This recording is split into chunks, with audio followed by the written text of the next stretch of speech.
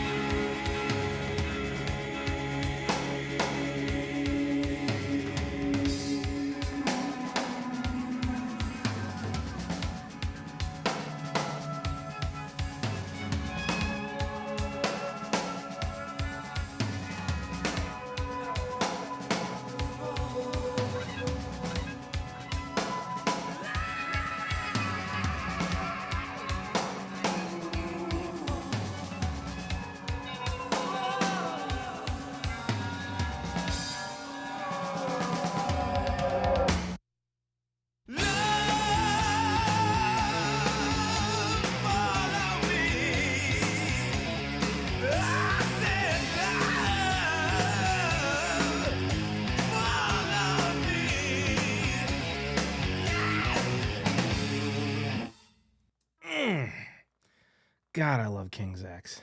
Oh, so good. You know, there's something just really impressive about their sound. Now, the Gretchen Goes to Nebraska album was um, called The Greatest Guitar Tone Since Van Halen 1 when this album was released. Um, and there's something to that. You know, if you go back and you really listen to those great guitar tones, whether you're talking about, Angus and Malcolm Young's guitar tone in the early days, Van Halen's guitar tone in the early days, King's X guitar tone during the Gretchen Goes to Nebraska time period, it's not overly distorted. I mean, it's heavy. It's really, really powerful and strong, but there's a clarity to it that is only there because there's not too much saturation. And that's sort of a mistake that I find a lot of guitar players, I think personally anyway, make today. It's all about the gain, it's all about the saturation, it's all about the distortion. And rarely do you sit there and hear all of the notes.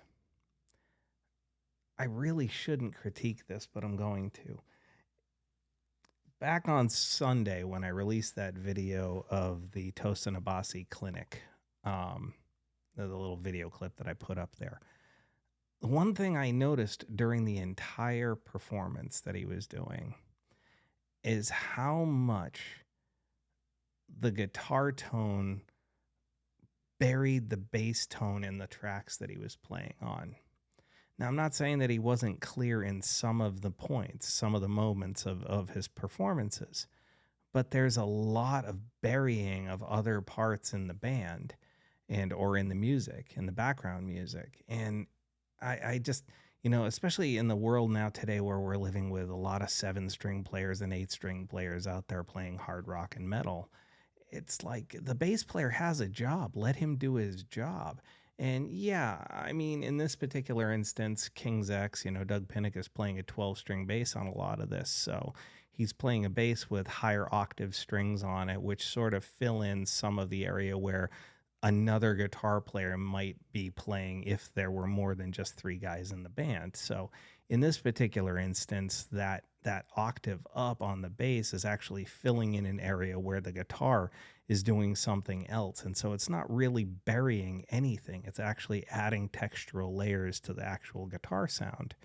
But if you listen to a lot of other bands that are out today, especially today, and you listen to those 7-string tuned, tuned guitars, and you almost hear very little, if any, definition in the bottom end. And it just kind of creates, like for me, it just kind of creates this sludgy, ugly, nondescript guitar tone that just, I don't know. There's something about it that sort of hits me the wrong way. Now, again, that's my opinion, so take that for what it's worth, but I find the nuances within lower gain guitar tones to be really a lot more interesting than the overly saturated tones that we hear a lot today. I don't know if that makes any sense, or maybe it's just something that's playing around in my head, but that's one of the things I've always respected about like Ty Tabor's guitar tones. It's nothing in their recordings is missing. Like everything is there, everything is represented, and everything has its place, and nobody is too dominant versus another instrument. And I love that.